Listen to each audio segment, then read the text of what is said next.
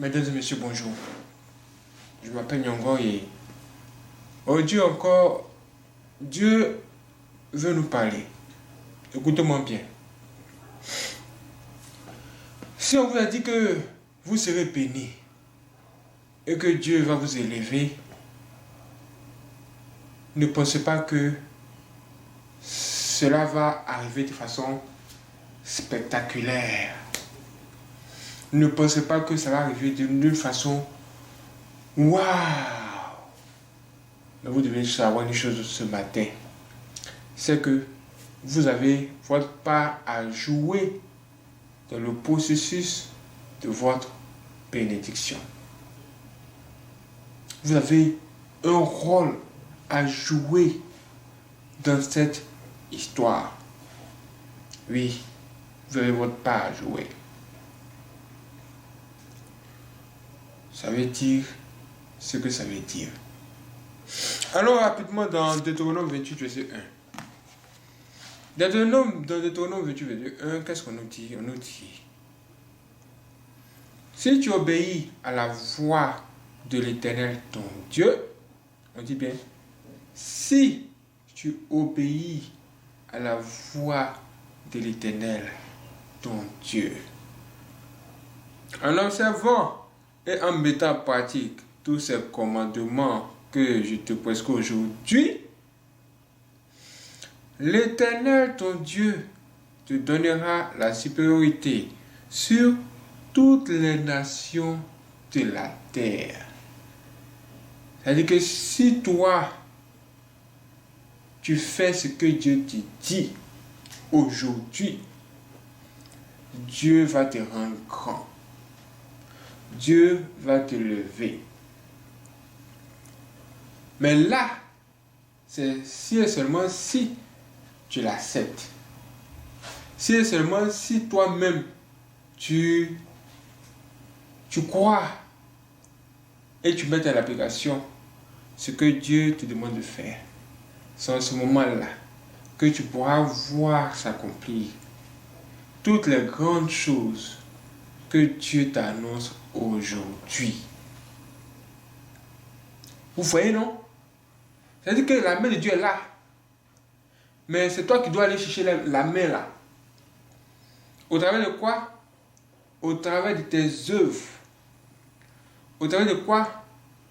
Au travers du fait que tu as décidé d'accepter de suivre le commandement de Dieu et de les mettre en application. Vous voyez un peu? Ça veut dire ce que ça veut dire. Ça veut dire que si toi tu es assis là chez toi tranquillement et que tu ne veux pas faire ce que Dieu te demande de faire, tu ne verras rien. Aucune bénédiction va tomber sur toi. Tu seras à la même place. Est-ce que vous voyez ce que ça veut dire? Est-ce que vous voyez ce que ça veut dire? Si tu es chrétien paresseux, ne sois plus paresseux. Lève-toi et travaille. Lève-toi et marche. Ça veut dire que tu ne dois plus rester à ta place. Si tu restes là à ta place, tu ne verras pas le jour venir demain. Il faut que tu fasses tout ce qui est possible. Il faut que tu remues ciel et terre afin de prouver à Dieu que tu te défends, que tu te bats. Tu es en train de te battre. Il faudrait que Dieu vienne te trouver en train de te battre, en train de te défendre. Et lui, il va comprendre que lui aussi, il doit jouer un rôle dans ta bénédiction. Lui aussi, il a sa part à jouer. Tu poses une carte, lui aussi pose l'autre carte. Tu poses une autre carte, lui aussi répond. Donc c'est comme ça marche. Il ne fallait pas dormir à l'église et puis s'attendre à ce que la maison quitte là-bas pour dormir ici. Ah, je vois maintenant. Je comprends. Il fallait donc se lever. Même Dieu nous a donné un vrai conseil. Il a dit, qui ne travaille pas ne mange pas. Qui ne travaille pas ne mange pas. C'est-à-dire que si tu ne travailles pas, tu ne veux rien faire. Ne sois pas étonné que, voilà, il n'y a rien. la manger. Ça veut dire que celui qui va travailler, il va manger. C'est-à-dire quand tu vas travailler là, toi tu vas faire ta part. Est-ce que vous voyez? Maintenant, comme tu as fait ta part, Dieu maintenant va te donner à manger. La nourriture que tu vas recevoir là, ça c'est la part de Dieu. Dieu te dit, prends ta part, prends ta bénédiction. Parce que toi-même tu as suscité la bénédiction là. Tu as créé les conditions pour que ça naisse. L'ouvrier mérite son salaire. S'il n'était pas ouvrier, il n'allait pas recevoir même un salaire. Il fallait qu'il se lève d'abord. Dans des situations où vous êtes, il faut que vous vous leviez. Levez-vous, levez-vous. Levez-vous d'abord, levez-vous. Ne vous asseyez pas comme ça. Si vous voulez voir la main de Dieu, la main puissante de Dieu fait de grandes choses pour vous. Regardez un peu le pécheur. Le pécheur se lève le matin à 4 h du matin. Il est sous l'eau là-bas. Il est sur l'eau. Qu'est-ce qu'il fait? Il se lève. Il prend ses filets.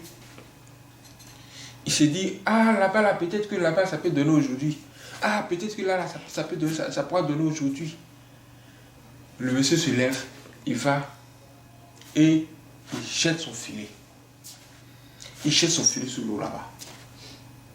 La partie où il a jeté son filet sous l'eau là, ça c'est sa part, c'est qu'il arrive, c'est-à-dire sa contribution pour avoir la bénédiction là. C'est ce qu'il vient de faire. Maintenant il est assis dans son bateau, bien sur sa pirogue, et il est en train de dire eh Dieu, pardon, faut cesser un pro aujourd'hui, faut cesser un pro. Faut m'envoyer du poisson, C'est-à-dire là, à partir du moment où son filet se trouve dans l'eau là, à partir du moment où lui il a jeté son filet là, tout n'est plus à son niveau, ce n'est plus à son niveau. Maintenant, c'est à Dieu de faire le miracle pour qu'il ait du poisson. Et c'est en ce moment-là, Dieu vient opérer le miracle. C'est en ce moment-là, Dieu vient multiplier les poissons dans l'eau pour les mettre dans son filet. Et quand il va faire sortir le filet, il va avoir beaucoup de poissons. Mais là encore, pour pouvoir tirer les poissons là, il faut qu'il soit fort et courageux. Il faut qu'il y ait la force. Il faut qu'il y ait la force, il y ait le courage de bien tirer. S'il y a un requin dedans un poisson dangereux, il faut qu'il soit capable de le neutraliser. Ça veut dire que votre intervention est nécessaire pour que vous soyez bénis. Votre intervention est nécessaire, il ne faudrait pas qu'on vous plague. Qu'est-ce qu'il y a? Le pécheur a fait sa part en jetant le filet. Et Dieu aussi a fait sa part en remplissant le filet de poissons. C'est-à-dire que la bénédiction qui vient de Dieu, là, c'est comme ça marche. C'est comme ça se présente. Tu te lèves le matin. Tu positionnes tes stratégies. Et tu confies tout ça à Dieu. Tu dis, Dieu, voici mes stratégies. Je me lève, je marche, je fonce. Maintenant, toi, fais ta part. La part de Dieu, ce serait de faire en sorte que tes entreprises puissent marcher. Ça, c'est la part de Dieu maintenant. C'est Dieu qui va se charger de faire ça.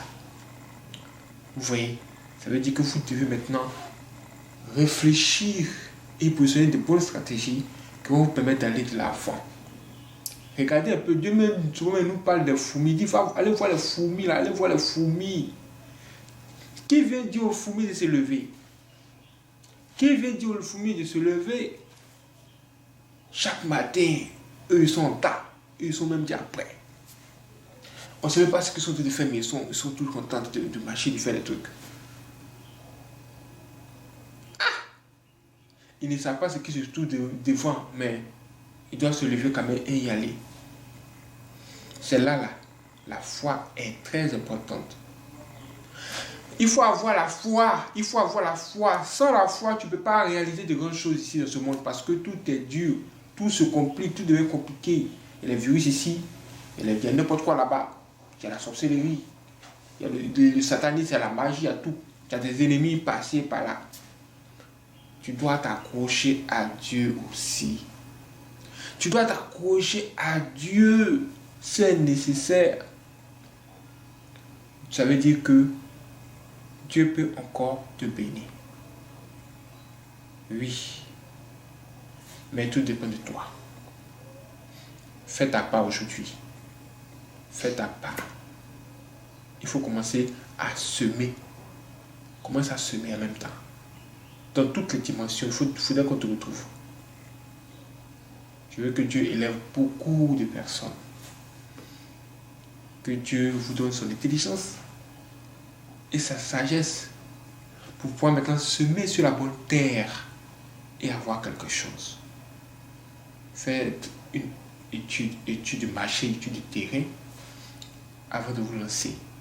Demandez des choses comme la sagesse, l'intelligence à Dieu.